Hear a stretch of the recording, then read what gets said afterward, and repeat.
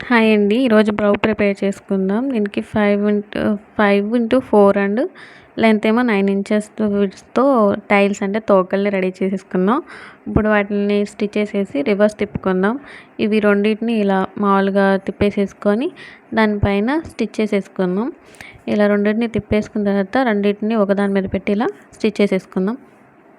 ఇప్పుడు బౌని ప్రిపేర్ చేసుకుందాం. దీన్నేమో 5 x 4.5 లెంత్‌తో నేను ప్రిపేర్ చేస్తున్నాను. దీన్ని కూడా స్టిచ్ చేసేసి రివర్స్ తిప్పేసుకున్నాను. ఇలా థ్రెడ్‌తో మనం ముడేసేసుకుందాం. ఇలా ముడేసుకుంటే చాలా స్టిఫ్‌గా ఉంటది. అండ్ బౌ కూడా చాలా నీట్‌గా ఉంటది. ఇప్పుడు ఇది బౌకి మనం ఆ థ్రెడ్ అనేది కనిపించకుండా ఉండటానికి ఇలా ఒక థ్రెడ్‌ని మనం బందులాగా కుట్టేసుకొని దానికి ఇలా అటాచ్ చేసేసుకొని దీన్ని కూడా స్టిచ్ చేసేసుకుంటే చాలా నీట్‌గా ఉంటది. అండ్ మనకి ఆ థ్రెడ్ కూడా కుట్టింది కనిపించదనమాట. రౌండ్ తిప్పింది. ఇలా కనిపించకుండా ఉండడానికి ఇలా పెట్టేసుకుంటాం. ఇప్పుడు ఈ బౌని, ఈ టైల్‌ని రెండిటిని కలిపి ఒక దారంతో స్టిచ్ చేసేసుకుందాం. ఇప్పుడు ఈ బౌ అనేది చాలా ట్రెండింగ్‌గా ఉంది. బ్లౌజులకి, డ్రెస్సులకి కూడా. మీకు నచ్చిందనుకుంటున్నాను.